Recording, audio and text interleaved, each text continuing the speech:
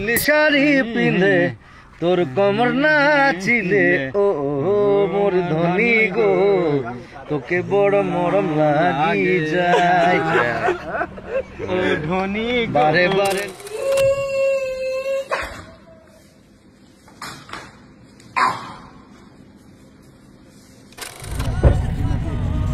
সেইফালে পোৱালিকেইটা পানীত ঘূৰি ফুৰিছে কুকুৰ দুটা আছে কুকুৰ দুটা ঘূৰি ফুৰে একেলগে নহ'ব কেম্পিঙত এইটো এটা সেইটো পানীৰ পৰা লৈ আহিছে ছেকেণ্ডটো সেইটো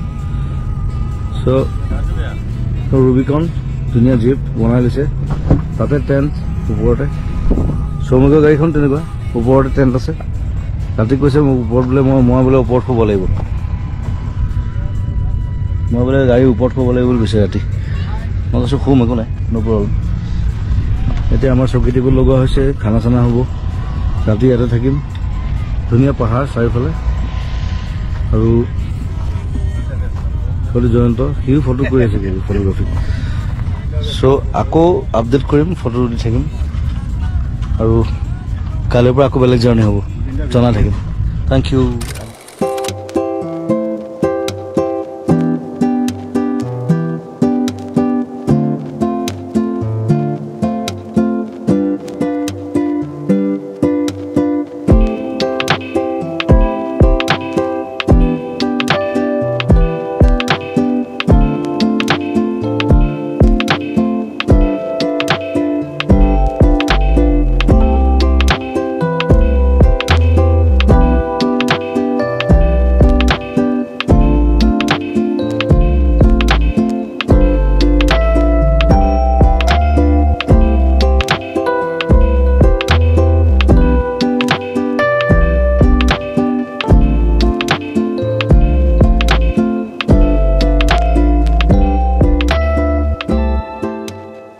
জীৱনটো এটা ছেক্ৰিফাইচৰ বস্তু আচলতে জীৱনত বহুত বস্তু ছেক্ৰিফাইচ কৰিবলগীয়া হয় মানে কামৰ কাৰণে কৰিব লাগে প্ৰেমৰ কাৰণে কৰিব লাগে বন্ধুত্বৰ ক্ষেত্ৰত কৰিব লাগে ছেক্ৰিফাইচ মই সকলো ধৰণৰ ছেক্ৰিফাইচ দেখিছোঁ চ' ছেক্ৰিফাইচটো এটা ইম্পৰ্টেণ্ট বস্তু আমনি নালাগে সেইটো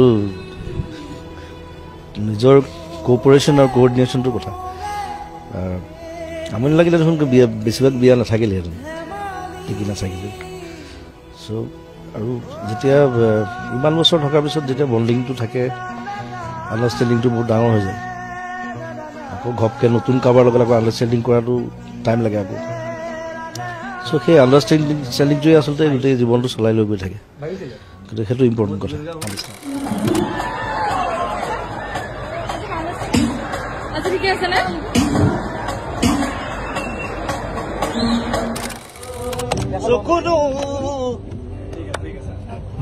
मस्जिद अब क्यों गए? I don't care. It's good for you. एकदम खुलेगा. Sokulu. देखिले. You have to open up. Himbaru keneko. Here three. Suriga. Himbaru keneko. Torture.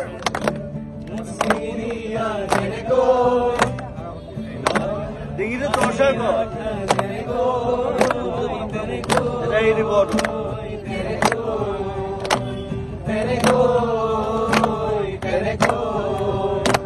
Sokudo. Dekhile.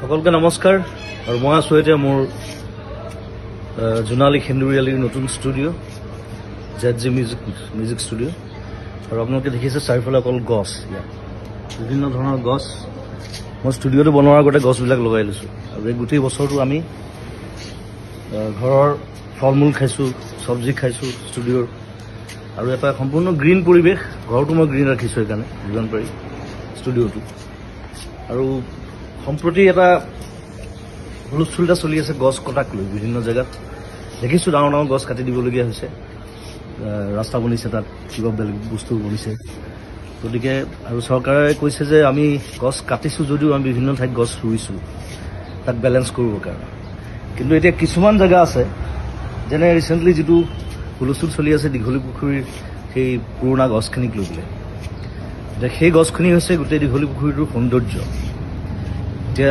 সেইখিনি গছ কাটি যদি বেলেগ জেগাত গছ ৰুৱেও সেই দীঘলী পুখুৰীৰ সৌন্দৰ্যটো ঘূৰি আহিবনে এইটো এটা ডাঙৰ প্ৰশ্ন ৰিচেণ্টলি দেখিলোঁ আগৰতলাত পুৰণা গছ নাকাটিবৰ কাৰণে ফ্লাইঅভাৰৰ পেটাৰ্ণ সলনি কৰা হৈছে গতিকে সেইটো বস্তু আমাৰ ইয়াতো সম্ভৱ মই ভাবোঁ গতিকে মই চৰকাৰক আবেদন জনাইছোঁ যে যদি কিবা অপশ্যন আছে তেওঁলোকে সেই অপশ্যন গ্ৰহণ কৰক যাতে সেই গছকেইজোপা দীঘলী পুখুৰী আমি বচাব পাৰোঁ সেইটো মোৰ ফালৰ পৰা অনুৰোধ সমগ্ৰ অসমবাসীৰ ফালৰ পৰা অনুৰোধ আৰু ধন্যবাদ জনাইছোঁ সকলোকে আৰু এই যিটো আমাৰ বিপ্লৱ চলিছে গছ সংৰক্ষণ গছ বচোৱাৰ তাত সকলোৱে সহযোগ কৰক ধন্যবাদ thank you bye by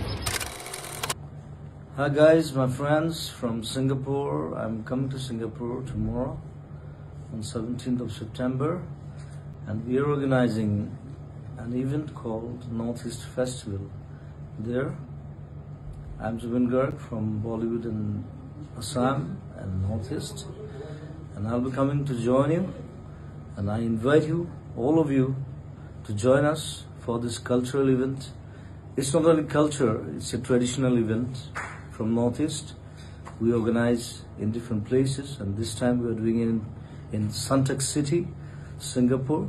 So all are invited. See you there. I'll be there. I'll be performing. I'll be talking to you and I'll be there with you. Thank you and